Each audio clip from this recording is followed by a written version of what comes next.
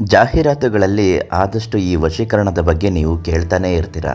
ಸ್ತ್ರೀ ಪುರುಷ ವಶೀಕರಣ, ಸಂಭೋಗ ವಶೀಕರಣ ಮತ್ತು ಇನ್ನೂ ಕೆಲವು ವಶೀಕರಣಗಳ ಬಗ್ಗೆ ಫೇಸ್ಬುಕ್ನಲ್ಲಿ, ಯೂಟ್ಯೂಬ್ ಆ್ಯಡ್ಸ್ಗಳಲ್ಲಿ ನೋಡ್ತಾನೆ ಇರ್ತೀವಿ. ಆದರೆ ಈ ವಶೀಕರಣ ನಿಜಕ್ಕೂ ನಡೆಯುತ್ತಾ, ಅಥವಾ ಇದು ನಡೆದರೂ ಯಾರ ಮೇಲೆ ನಡೆಯುತ್ತೆ? ಈ ಪ್ರಯೋಗ ಮಾಡುವುದು ಸರಿಯೇ ತಪ್ಪೇ? ಜ್ಯೋತಿಷ್ಯ ಶಾಸ್ತ್ರದಲ್ಲಿ ವಶೀಕರಣಕ್ಕೆ ಆದ್ಯತೆ ಏನಾದರೂ ಇದೆಯೇ? ಸಂಪೂರ್ಣ ಮಾಹಿತಿ ಇವತ್ತಿನ ವಿಡಿಯೋದಲ್ಲಿ ನಿಮಗೆ ತಿಳಿಸ್ಕೊಡ್ತೀವಿ.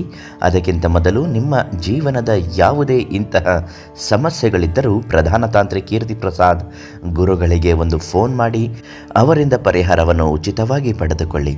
ನೀವಿನ್ನೂ ನಮ್ಮ ಅದೃಷ್ಟಧಾರೆ ಚಾನಲನ್ನು ಸಬ್ಸ್ಕ್ರೈಬ್ ಮಾಡಿಲ್ಲ ಅಂದರೆ ಮೊದಲು ಸಬ್ಸ್ಕ್ರೈಬ್ ಮಾಡಿ. ಫೇಸ್ಬುಕ್ ವೀಕ್ಷಕರು ವಿಡಿಯೋನ ಶೇರ್ ಮಾಡಿ, ಫಾಲೋ ಮಾಡಿ. ನಿಮಗೆ ತುಂಬ ಒಳ್ಳೆಯ ದೈವ ಮಾಹಿತಿ ಮತ್ತು ಸಮಸ್ಯೆಗಳ ಪರಿಹಾರ ಮಾಹಿತಿಗಳು ಉಚಿತವಾಗಿಯೇ ಲಭ್ಯವಾಗುತ್ತೆ.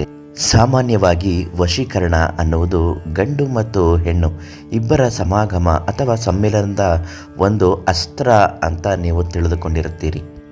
ಅಪರಿಚಿತ ವ್ಯಕ್ತಿಯ ಜೊತೆಗೆ ಏನಾದರೂ ನೋಡಿ ಇಷ್ಟಪಟ್ಟರೆ ಅವರ ಜೊತೆಗೆ ನಾವು ಮಿಲನ ಆಗಬೇಕು ಅಥವಾ ಅವರು ನಮ್ಮ ಜೀವನದಲ್ಲಿ ಬರಬೇಕು ಅನ್ನುವ ಏನೇನೋ ಒಂದು ಹುಚ್ಚು ಕಲ್ಪನೆಯ ಆಸೆಗಳು ಎಲ್ಲವೂ ಇರುತ್ತೆ. ಇದೇ ಸಮಯದಲ್ಲಿ ಜಾಹೀರಾತುಗಳನ್ನು ನೋಡಿ ವಶೀಕರಣ ಅನ್ನುವ ಶಬ್ದವನ್ನು ಕೇಳಿ ನಮಗೂ ಇದು ಪ್ರಯೋಗ ಆಗಬಹುದೇನೋ ಎನ್ನುವ ಹುಚ್ಚು ಸಾಹಸಕ್ಕೆ ಬಿದ್ದು ಕೆಲವರು ಮೋಸ ಹೋಗಬಹುದು. ಆದರೆ ನೈಜವಾಗಿ ನಡೆಯುವ ಘಟನೆ ವಶೀಕರಣ ಯಾರ ಮೇಲೆ ಪ್ರಯೋಗ ಮಾಡಬೇಕು, ಇದು ಮಾಡುವುದು ಸರಿಯೇ ತಪ್ಪೇ ಅಂತ. ಮೊಟ್ಟ ಮೊದಲನೇದಾಗಿ ಯಾರ ಮೇಲೆ ಪ್ರಯೋಗ ಮಾಡಿದ್ರೆ ಇದು ಸರಿ ಅಂತ ನೋಡೋದಾದರೆ, ದಾಂಪತ್ಯ ಜೀವನದಲ್ಲಿ ಬಿರುಕು ಬಿದ್ದಾಗ ಗಂಡ ಅಥವಾ ಹೆಂಡತಿ ಇಬ್ಬರು ಪರಸ್ಪರ ದೂರವಾಗಿದ್ದರೆ ಗಂಡನ ವಶೀಕರಣ ಅಥವಾ ಹೆಂಡತಿಯ ವಶೀಕರಣ ಮಾಡಿ ದಾಂಪತ್ಯ ಜೀವನ ಮುರಿದು ಬಿದ್ದ ದಾಂಪತ್ಯ ಸಂಸಾರ ಜೀವನಗಳು ಸರಿ ಹೋಗೋದಕ್ಕೆ ಮಾಡುವ ಒಂದು ಪ್ರಯೋಗ ತಂತ್ರ.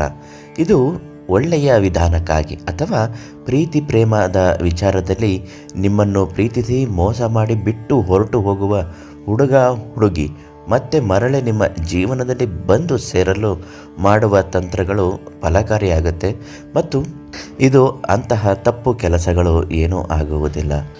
ಇನ್ನೊಂದು ಕಡೆ ನೋಡುವುದಾದರೆ, ಇಷ್ಟಪಟ್ಟ ಹುಡುಗಿಯನ್ನು ಮದುವೆಯಾಗುವ ಸಲುವಾಗಿ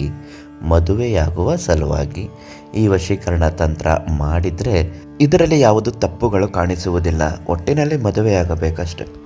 ಇನ್ನು ಕೆಲವರು ರಸ್ತೆಯಲ್ಲಿ ಸಿಕ್ಕವರನ್ನು ನೋಡಿದವರ ಮೇಲೆ ವಶೀಕರಣ ಆಗಬೇಕು, ಅವರಿಂದ ಕೆಟ್ಟ ಆಲೋಚನೆಗೆ ಸಲುವಾಗಿ ವಶೀಕರಣ ಆಗಬೇಕು ಅಂತ ಈ ಪ್ರಯೋಗನ ಮಾಡಿಸ್ಕೋತಾ ಇದ್ದರೆ ಇದು ಕೊಂಚ ಸರಿಯೇ ತಪ್ಪೆ ಅನ್ನುವ ಆಲೋಚನೆ ನಿಮ್ಮ ವಿವೇಚನೆಗೆ ಬಿಟ್ಟಿರುತ್ತೆ.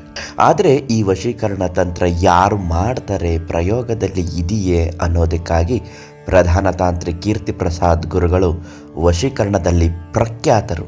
ಭಾರತದಲ್ಲಿ ವಶೀಕರಣ ಪ್ರಯೋಗದಲ್ಲಿ ಹೆಸರು ಮಾಡಿರುವ ಮಹಾತಾಂತ್ರಿಕರು. ಇವರಿಗೆ ಒಂದು ಫೋನ್ ಕರೆ ಮಾಡಿ ಎಂತಹ ಪ್ರಬಲ ವಶೀಕರಣದ ಸಮಸ್ಯೆಗಳಿದ್ದರೂ ಬಗೆಹರಿಸಿಕೊಡುತ್ತಾರೆ. ನಾಳೆ ಮತ್ತೊಂದು ಮಾಹಿತಿಯೊಂದಿಗೆ ನಿಮ್ಮನ್ನು ಭೇಟಿ ಮಾಡುತ್ತೇನೆ. ಧನ್ಯವಾದಗಳು.